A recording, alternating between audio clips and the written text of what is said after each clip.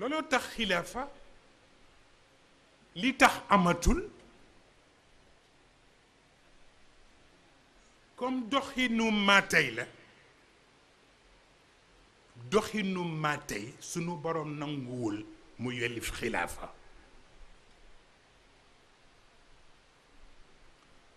moo tax dafa am ku ñëw ci Ali ibnu Abi Talib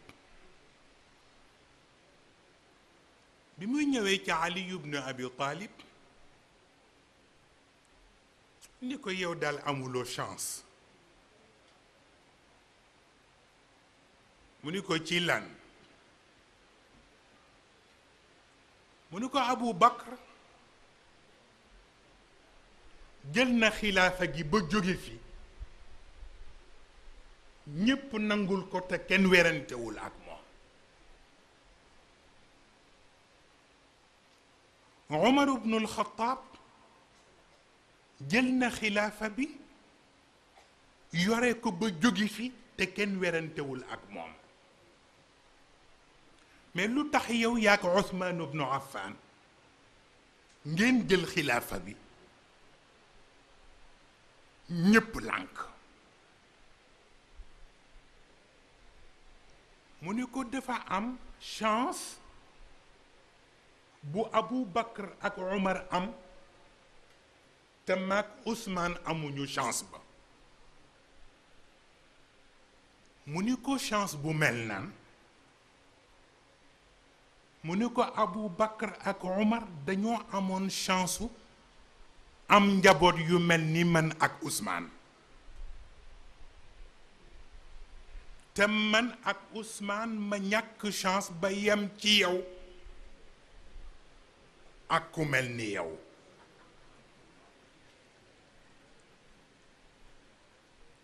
Seydina Ali ni parce que tontuwuma laaj bi moom laa tontu parce que laajul pour xam dafa laaj pour diingat waaw mu ni ko Abu Bakar ak Umar dañoo amoon chance su dajeek ay njaboot yu mel ni man ak Ousmane man nag ma ñàkk chance ma ak Ousmane ba dajeek ñu yow ak ñu mel ni yow looloo tax affaire bi demee noonu waaw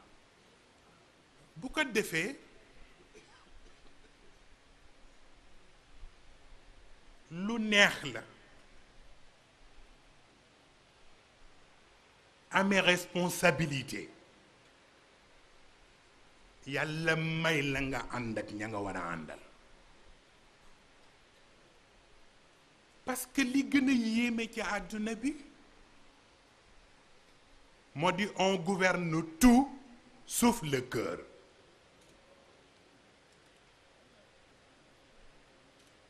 on gouverne tout sauf le cœur mën nga am nit ñépp ñu wër la ba nga defe ni am nga ñépp mais boo jotul ci xol yi booye boobul gëmugum ni am nga kenn nit bu la joxul xolam jaru ko moo taxoon Sëriñ Babacar Sy góor gu tedd ga daan wax ni nekk ci xef yi nekk ci xol yi moo ko gën mais boo amee responsable boo xam ni moom li ko intéressé rek mooy foo nekk mu nekk fa ñu gis ko kooku lu mu lay regleel lu mu lay regleel lii gën mooy jamono bu nekk mu nekkal la fa mu war a nekk waaye ñu bàyyi ko nag nekk gi mu teg ko ci responsabilité am te bañ koo teg ci li neex nit ñi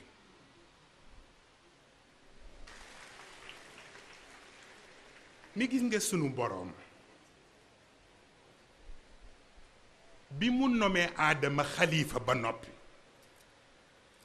ba seedeel ko malaaka yi inni jaa'ilun fil ardi xalifa ñaanit malaaka yi ñu sujootal ko mais ba mu ca jógee nangootul wàcce ci suuf ñu di ko gis parce que sunu borom bu wàccee ci suuf di daagu lu ñuy doyeeti aadam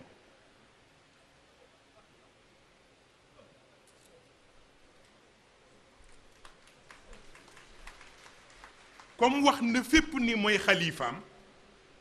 wax malaaka yi ñu sujootal ko nañ ko may jàmm nag.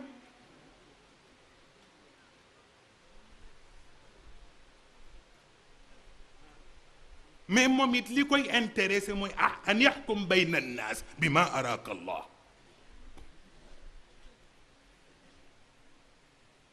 jeex na mais bu yàlla dàgguwaatoon ci kaw suuf rek yépp yàqu. moo tax mu bàyyee aadama ak lim ko sédd moom it nekk fa mu nekk xam ni du ko tere mu nekk ilahan fi l ard wa ilahan fi sama du ko tere it kulla yawmin huwa fi sha'n. jeex na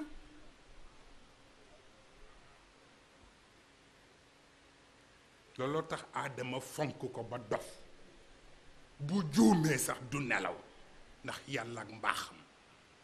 ndax toog na yëg ni yàlla masul woo malaaka yi mu sujjóot loo woon du leen woowaat di leen wax lu sew ci aadama. tànn na ko ba noppi sédd na ko ba noppi du bëgg keneen di ko tuutalaat. jeex na donte malaaka yi nag fiir nañu ndax bu ñu sañoon ñoom rek ay dese yàlla wa nahnu nusabbihu bi hamdika wa nuqaddisu laka yàlla ni leen àdduna tasbix ak taqdis rek daf ko yor. looloo tax mu samp jàkka yi fii pour wan malaaka yi ni leen du yéen rek may defal tasbix ak taqdis am naa ñeneen. loolu la moo tax loo dégg rekk mu jariñ loo teg ci xel ak xalaat mu jariñ loo déglu ak xel mu jariñ waaw. kon wàllu pouvoir maanaam fi mu ne ci introduction rekk laa nekk. bonne gouvernance ak ya ca topp ci cours bii di ñëw ci laa ciy dugg selon niñ ko déggee ci jamono fi mu ne ci principe wal Qur'an lay waxee ak yéen waaw. bu ko defee kon nag sunu boroom dafa am lu muy ñaan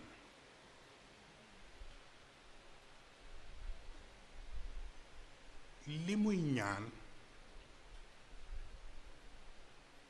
moo di njiit yi nañu jubal. bu njiit yi jubalee rek ñi topp ci ñoom jubal ndax annaasu ala diini mulukihim.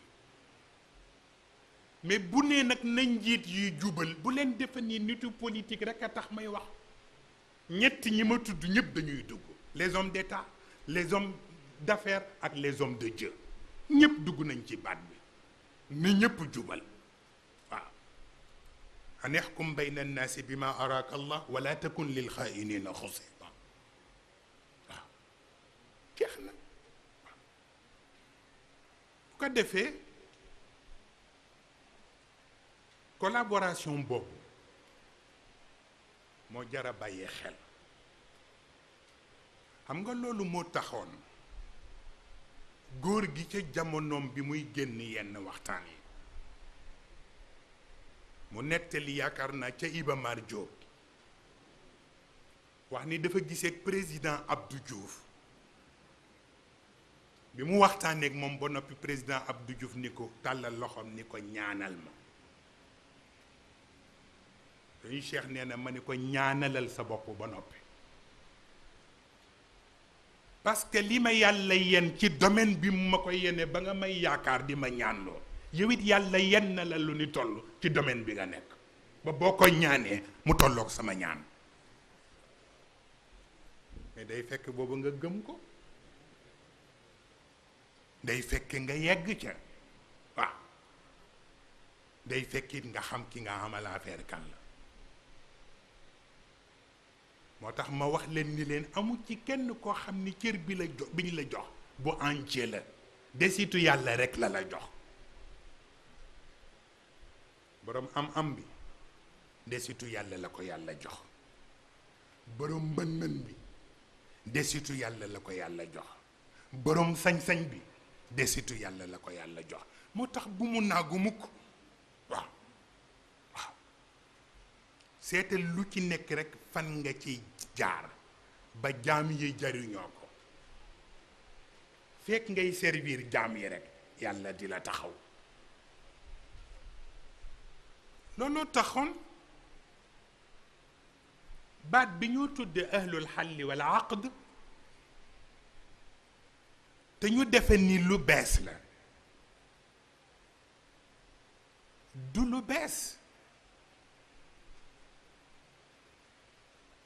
min al asmaa al gaybiya.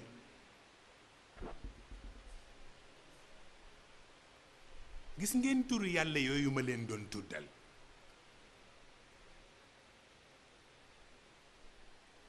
def ci am fukki tur ak benn yu nga xam ni bu ci ne am na ay groupe bu nit yu ñu defal distinction ba.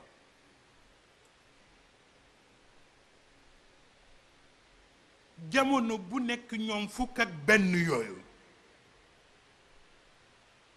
ñuy jëfanteeg borom bi pour lu yëwénal mbiru jaam yi. moo tax fukk ak benn yooyu ñoo moom wa huwa maakum aynama kuntum.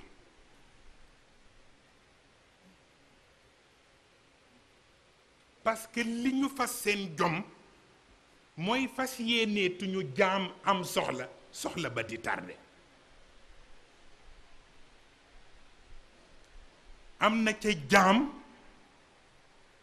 bu dem ci sunu borom ñaan ko mu sedd ko ci turam bi tudd mujib. mu fas jom gu day ni tudde giñ ko tudde abdul mujib fas yéene na jaam dootul ñaan boroomam lu tardé.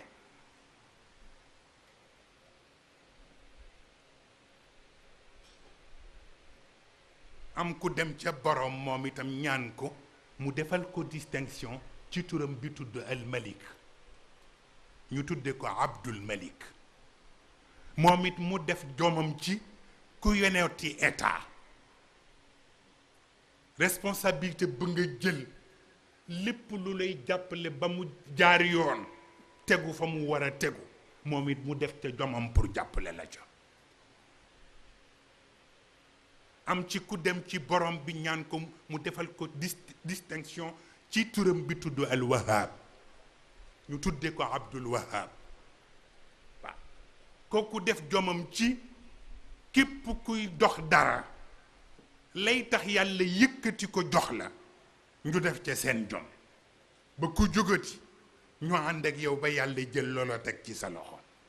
donc di ko def ñoom ñëpp diggante abdul kabir abdul mujib abdul mu'ti abdul malik abdul rabb abdul rahman abdul rahim ñoom ñëpp ba ñu mat fukk ak benn. yonent bi nga xam ni al arwaaxu taabiatun li ruuxihi wal ajsaamu taabiatun li jismihi moom it jël responsabilité am ba fu mu julleetee gee def fukki rakka ak benn shafa ak witr pour ñaanal fukk ak benn yooyu la pour ñuy man seen fonction. waaw pour wax la responsabilité rëy na ka tax nga tal ko talu ko. waaw ka tax nga tal ko talu ko ba tax na kon li am solo moo di bañ a njëkk a yeewu borom ndékki. parce que wolof mooy wax ni ku njëkk a yeewu borom ndékki daa tëddaat.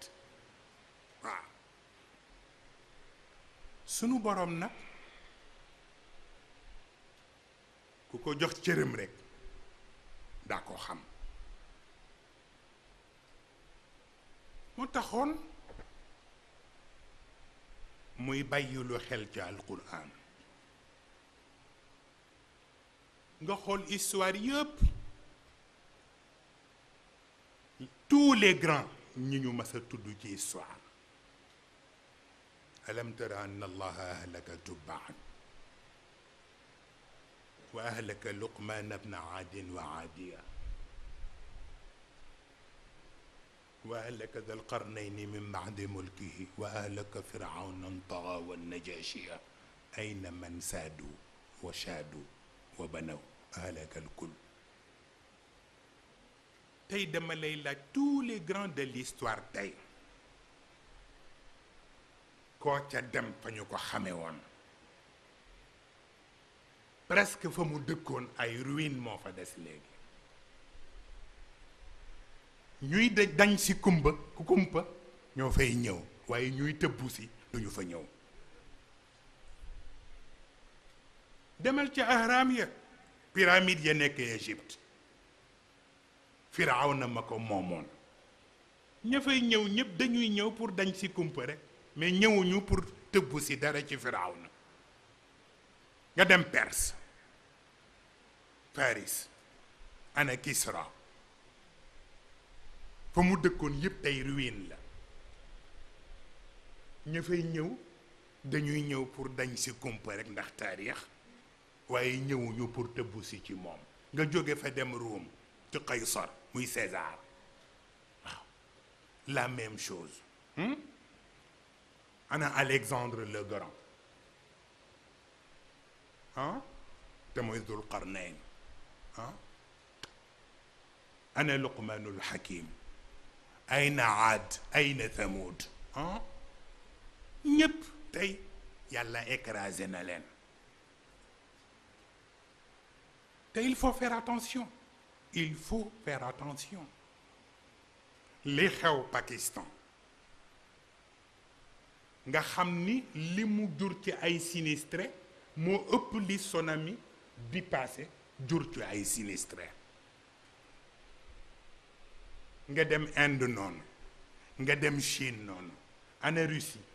lu fa xew ci ay xeetu incendie ak ni Russie toll ak moyens yi leen yàlla jox. moo tax ka ca sa wet mooy tax nga muñ lañu la nattoo waaw ku ne que la ëpp le nattu mooy tax nga mën a muñ sa bos. te Serigne Cheikh am ma ko wax bërki dem de ni ma Sénégal gii war nañoo gërëm mag ñu baax ñi de. mu ni ma budul woon mag ñu baax ñeeg ñi leen wuutu fii kon li xew feneen lu ni tollu dana xew ci réew mi waaye nag yàlla di leen suturaal ndax mag ñu baax ñi ñu am mu mel ni kon nag lu jar a sant yàlla la. kon nag dafay am loo xam ne rek mooy nekk farata bi. Serigne Cheikh nee na daanu aayul daanu bañ a jóg boobu aay. moo tax tout le temps nit ki dafay am courage ndax dama dégg ci Serigne Cheikh mu ni ma daan naa nekk en conflit ak Senghor duma tudd duma ko tudd waaye léeg-léeg situation ci réew mi ñëw li ñuy nekki conflit mu yónni ku mu wóolu ni ko demal wol ma Cheikh parce que fii réew mi tollu nag jot nañu wax parce que soxla naa xalaatam. kooku farata la te sunu mbokk mii Tanor Dieng ci dëju soxna Sophie bi muy ñëw di jaale si daf ni ma gis nga yow yaak Serigne Cheikh ngeen jël seen responsabilité ci politique lu normal la parce que nit ñi sédduñu leen ko mais histoire moo leen ko sédd. waaw ñun lu ñu yor rek histoire ñu ko sédd loolooy tax sunu dara fortaatuwuñ ko waaw loolooy tax nag responsabilité boobu la ñu war a jël teg ko ci teguwaay. danañ ci ñëw ci cours bii di ñëw gën ko tas les hommes d'État la cay seen cër ak la cay seen yenn mais les hommes d'affaires ak ñi leen di jàppale yépp moo xam ay économistes lañ expert bu mu mën doon lan mooy seen responsabilité ci biir cercle du pouvoir boobu les hommes de Dieu waaw lan mooy seen responsabilité ñoom itam ci biir cercle du pouvoir boobu la est-ce que coopération lay doon wala collaboration lay doon wala simple relation lay doon yooyu yëpp yu ñu war a firi la lan mooy collaboration lan mooy coopération lan mooy relation waaw ba tax na li mat a bàyyee xel rekk mooy li yonent bi sallallahu alayhi wa sallam waxoon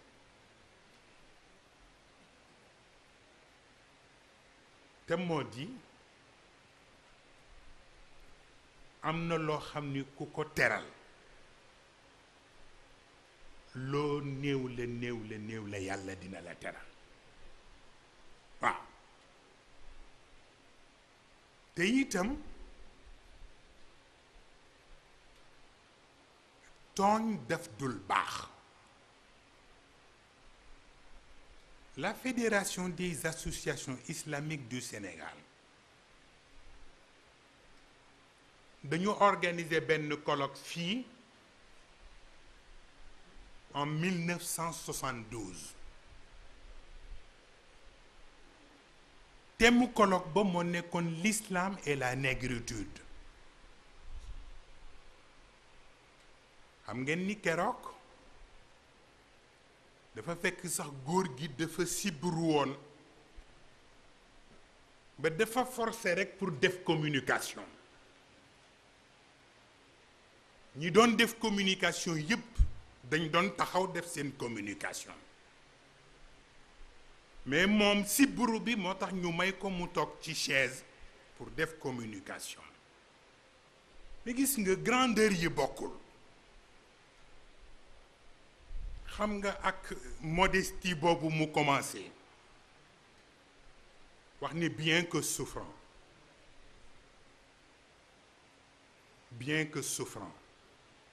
empêché par cette maladie courante que l'on appelle al-humma as-sawda wal-humma as-sawda fi ifriqiya as-sawda qit'atun min adabi jahannam la shakk walakin walillahi alhamd alhayatu kulluha sihhatun wa marad et pourtant j'ai suivi avec une attention religieuse le discours magistral de notre Premier ministre. J'ai écouté tout ce qui a été dit ici même, le discours de notre ambassadeur de cousin. Voilà beaucoup façon waxin, notre ambassadeur de cousin. Et par tous les autres. Aurais-je besoin d'ajouter quelque chose? Mouni, je n'en vois pas la nécessité, mais vous aviez l'amabilité de me désigner pour présenter l'islam et la négritude. Je crois que je vais m'efforcer de dire quelque chose dans ce genre. Mais pourquoi l'islam? Pourquoi la négritude? Waaw. Mais jëmuma foofu.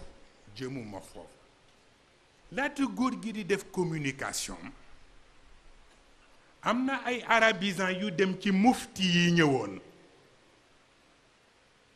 influencer leen ni leen bu defee discours am ba noppi rek jóg leen ngeen révolté ni ko waxoo dara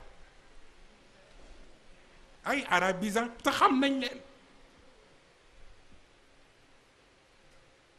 waaye xam nga liñ naan lu doy waar ñëpp dañ cay fanaan mais dafa cay biddanti mufti Liban bi moom moo ca gën a rakkaaju rek de góor gi parewul sax mu jóg daal di mel ni ku wax saaga daal di abandonné fauteuil am ni day dem parce que kii waxul dara te fekk dañ ko koo sant. mais li mu yëgul mooy yëgul ni def na incident diplomatique parce que góor gi Senghor la doon cité parce que c'est le père de la négritude ah mook ñoom Aimé Césaire ak ñecce des mu ni nag lu tax ñu tudd fi Senghor ñu ne ko mais c'est le président de la République mu ni c'est un chrétien daa di claquer portam dem ba dañu mujj le gouvernement libanais ñoo bind lettre d'excuse pour envoyer ko le président de la République du Sénégal mais problème bi newul foofu mooy moom mufti bi def loolu ba mu rentré même pas un mois fekk guerru Liban bi ñëw ñu sànni benn missile ba dal ci kawam cër yi dañ ko doon dajale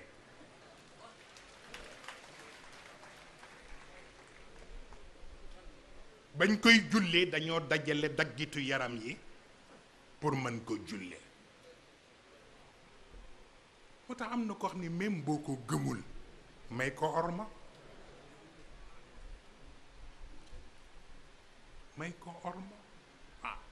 ba tax na kon nag ñu ngi sant ñi fi toog ñëpp subaa juma la nit ñi dañuy liggéey xëy na dañ doon commencer rek pour ubbi ko tuuti xëy na ba samedi bu samedi nag ñu dugg ci biir débat bi lan mooy responsabilité yi naka la ñuy doxale yi ci biir lan mooy li ñoo tudde démocratie lan mooy li ñoo tudde laïcité politique en tant que politique lan la parce que dañuy wax ni la politique c'est une bête sauvage qui a besoin d'un dresseur waaw donc kiy nekk dresseur bi kan la war nañ ko xam waaw ci ban façon lay jaar ba politique bi parce que li tax ñu di ko wax fan yi passé yëpp ñu ngi ciy def débat di wax ni li leen jaxal mooy politique ak sport dañu nekk léegi une religion de substitution mais bi ñu nekkee une religion de substitution gis nañ ni léegi kon toll nañu fa religion toppoon ñu ni la religion est l'opium du peuple kon naka la ñuy sauver politique sauver sport ba tootu ñu nekk opium du peuple loolu ci li ñu war a waxtaane lay doon waaw parce que xam nga ci gannaaw bi ñu defee référendum ci Suisse pour ni kenn waratul tabax benn minaret ci Suisse ñu di ko gis dañoo yeewu parce que xam nañ ni bu fekkee ni parlement bi rek ñoo ko tëral kenn du xam lu muy nuru ñu jaarale ko ci référendum mais bi ñu laajee benn écrivain boo xam ni jigéen la Suisse la nekk ni ko façon bii Suisse defee ak yu ko nuru ci France ak feneen ban genre laïcité la mu ni mais il n'y a plus de laïcité en Europe ñu ni ko kon nag li fi am lan la mu ni domination culturelle moo fi am moo am Suisse moo am France moo am Angleterre moo am aux États-Unis yëpp domination culturelle moo fa nekk ma ne mais ce qui est grave pour nous les Sénégalais ñun double bi la ñu def te mooy dañu fexe ba indi domination culturelle et cultuelle te lu mat a wattu la te mooy tiijaan bi bëgg a xool murit bi di ko wan ni ko maa la gën tariqa kooku domination culturelle la ñaseen bi xool keneen moom it pour bëgg ko wan ni ko maa la gën li ma nekk kooku domination culturelle la musulman bi bëgg a xool chrétien bi pour wan ko ni ko maa la gën diine kooku domination culturelle la yooyu la ñu war a fexe ba effacer ko waaw dindi domination culturelle et culturelle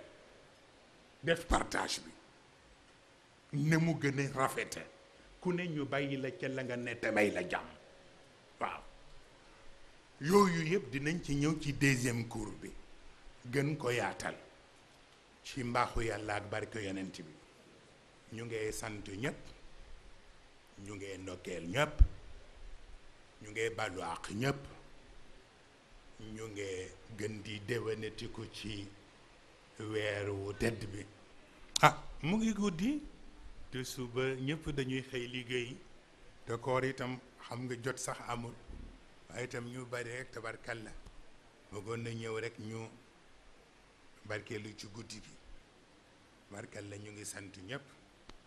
kilifa diine yi kilifa politique yi jàngalekat yi liggéeykat yi tabarkalla borom xam-xam yi tabarkalla ñi bokk ci média yi moo xam ñi yore télévision lañu wala ñi yore journaux yi la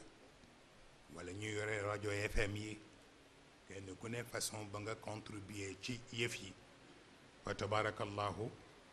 ñu ngi la cay sant bu baax a baax a baax